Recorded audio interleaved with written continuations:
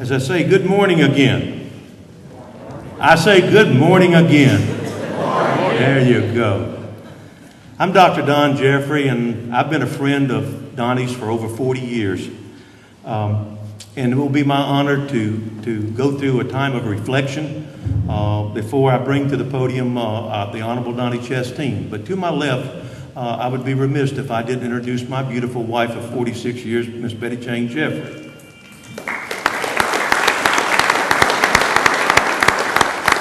And I know because Representative Chesteen was taught by the coach, he'll introduce his wife, Stephanie, at a later time. As I say, I'm here to introduce for re-election the Honorable Donnie Chesteen for District 87, Alabama House of Representatives. And before I ask Representative Chesteen to come to the podium, it's a time of reflection. I want to take you back several years of the friend that I have known and the leader that he is, the servant leader that he is. This is about Representative Chesteen's life to some degree. Donnie certainly knows the value of service, family, and church, for he belongs to the First Baptist Church in Geneva. Donnie and I met over 40 years ago. We were in college at the time at then Troy State University. And little did we know that one day down the road, we would be moving in these roads that we have traveled. But all along the way, we've maintained our relationship and our friendship. And that does things the right way. Does things not because it's politically correct, because it's the right thing to do. As we move through the years, we know that Coach Chesteen, Teacher Chesteen, he was very successful in his coaching endeavors. And in 2003, he was elected, like his father, to the Wiregrass Hall of Fame. But now, as I said to the coach when I saw him, we know who the coach is. Thank you, Coach Chesteen. You did a marvelous job with your son and Miss Smith. Y'all need to be proud of this young man. Fruit does not fall far from the tree. But as Coach Chesteen went through and made a career decision to move over, and for 20 years he served again. He served with the Bristol-Myers Corporation as a pharmaceutical rep and was very successful. But as we look at Coach Chesteen, Representative Chesteen, the word that best describes him as a servant leader. After those 20 years with the pharmaceutical rep, the call came. The one that we know, and Stephanie will tell you that she knows his love for her, but there's that love for teaching and coaching that's also intertwined in Coach Chesteen. So he came back. He has served at several different schools, coached throughout the county, very successful. And during these times, he has had several colors within the schools that he represented. But I want you to know that there's three colors that best describe that I would say loves the best, and that's the red, white, and blue, of which we just gave the Pledge of Allegiance to. That's Coach Chesteen's true colors. Nothing makes me prouder than to hear people say, Coach Chesteen, you helped me become the person that I am today. That, my friends, is a real leader. At this time, it's my honor to present a dedicated educator, a public servant, a true Trojan, our representative for District 87, the Honorable Donnie Chesteen.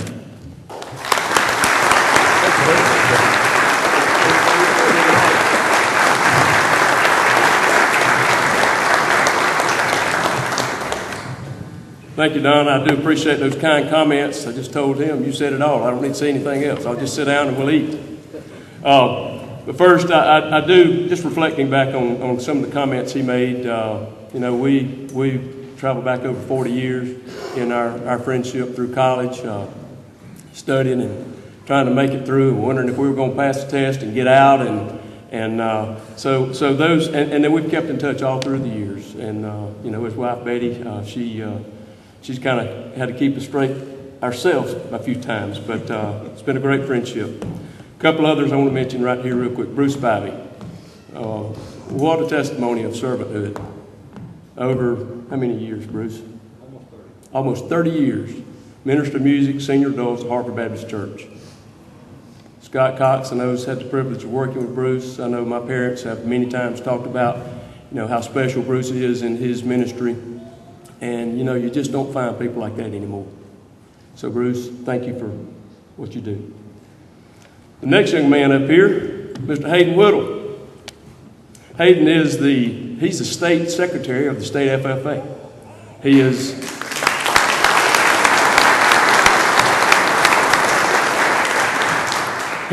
the hope and the future that we have, ladies and gentlemen. This is an outstanding young man.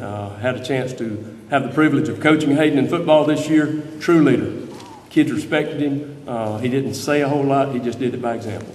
And, those are the kind of kids that you want and you love to work with. But another thing about him, one of the coaches was talking to him during the season, and he said about what he was going to do. And he said, "I want Coach Chesteen's job." Said, "You mean you want to coach? You want to come back and coach?" He said, "No, I want to be the representative." So thank goodness he's not running now, and he will be a fine one day. You trust me on that, Hayden. We need more people like Hayden Whittle. A quick moment to recognize, I know we have some elected officials in here. I see some of them. If you don't mind, just stand, law enforcement, elected officials and law enforcement. Please stand for a second and be recognized.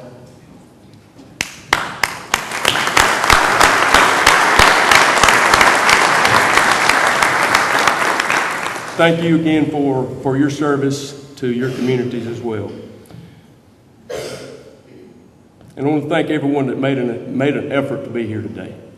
This really is very gratifying to see the turnout that we've had throughout our district.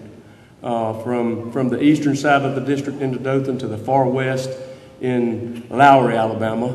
We're well represented in our district, and I just want each and every one of you to know how much I appreciate that and how much I appreciate your support, because it was an effort to get here today, so thank you very much.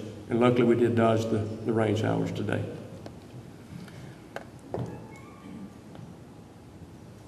Many of you that I see here today had an impact and were tremendous help when I chose to enter politics.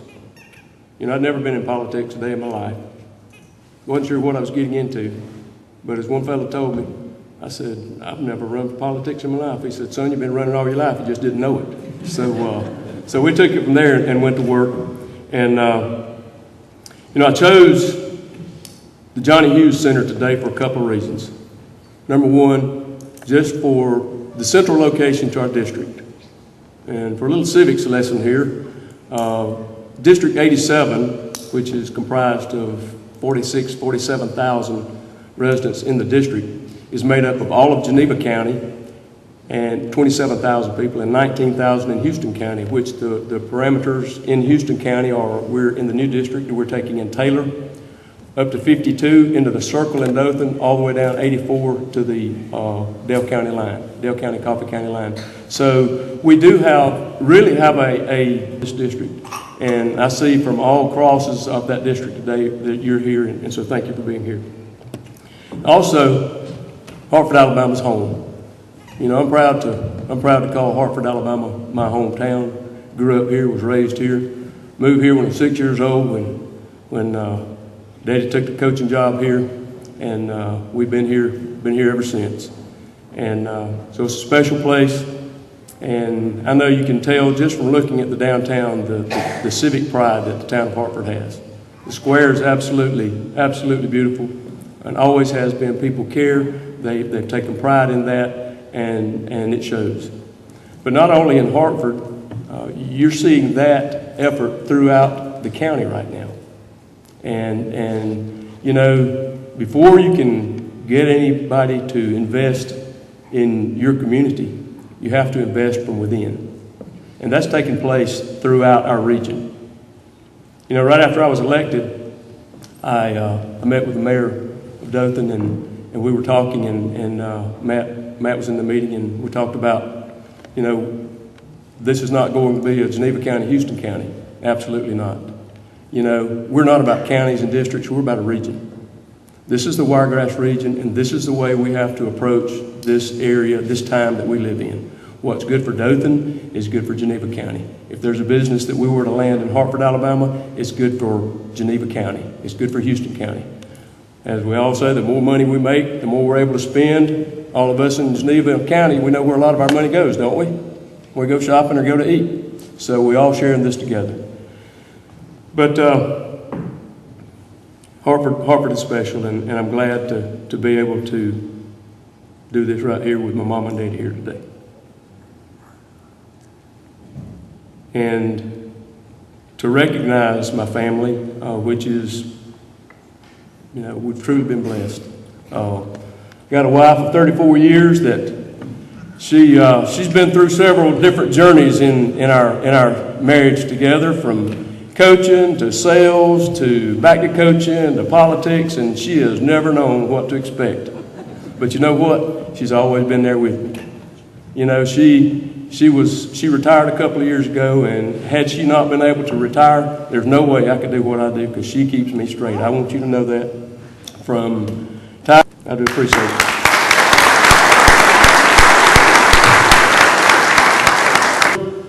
Christopher, his wife Casey, and the three that changed everything.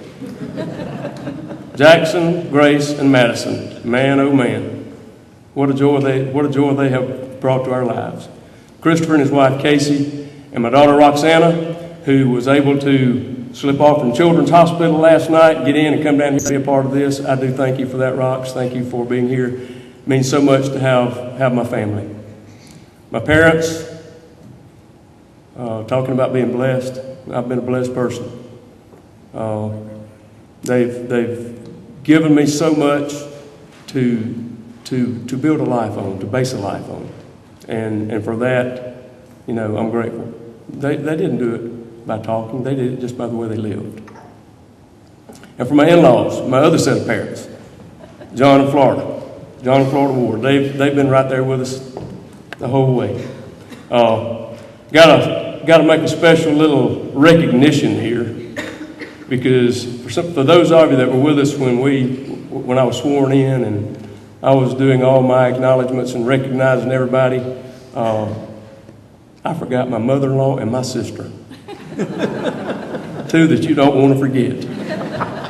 And I was reminded of that no sooner did I step off, and I had some folks say to me. So I said that if I ever got a chance to get back in front of a group of folks, Florida, thank you. And my sister Gail, talking about family being special, she wanted to be here today, she and her husband Ricky, but they are in Birmingham because her grandson is singing in a program today, and she wasn't going to miss that, and I don't blame her. So she wanted to be here, but they've been so helpful in supporting me. Real quick, me standing here today is always bittersweet, because I'm always going to be reminded of our friend Warren Beck and the passing of Warren. Warren is a friend that to all of us that are here today, he's still missed, and I wouldn't be standing here today if Warren were still with us. Warren was an outstanding public servant. He loved his district. He loved his people. And, you know, I just always want to be mindful of Warren and what he meant to all of us that knew him. But just real briefly, the call to politics came, and you know, I kind of put it off for a little bit, and then I decided on the last day I'd drive to Birmingham and qualify and get in the race. So we had 60 days to run a race. We got back, we hit the ground running. First event was an opening day Little League over at Sampson. So Stephanie and I load up and we go. There's two gates. We get in over there and I see people rolling in, and so I hand her these cards. She said, "What do I do?" I said, "You go that gate and you tell folks to vote for your husband, and I'll go to the other gate." So I go, and we're working, and I look over there seeing folks coming in that gate, and I don't see Stephanie. I said, "Where is she?" And then I look, and here she's coming toward me. I walked over there, I said, "What are you doing?" She said, "I can't do this."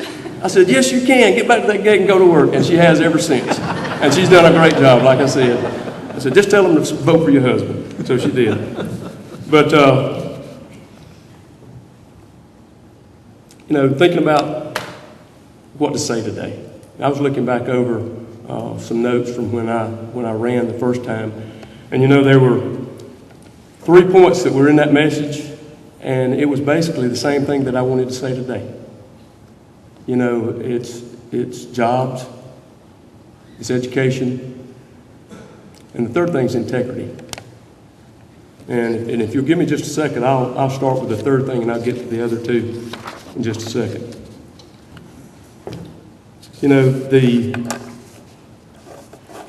The public has lost trust in public officials today. So far too many times, you see in the headlines public officials that have are facing trouble. And so basically it goes back to the trust that you have in the people that you elect. And I think that we in service should be held to a higher standard. You have entrusted in us the ability to represent you. And the last thing you want is somebody that you've placed your trust in to be in the headlines of the paper for something that is not right. So I say that to say this, that, in talking about integrity, if you look up the definition, the quality of being honest and having strong moral principles. You ever thought about how do you get integrity? Do y'all teach that in a class at Troy? We still do.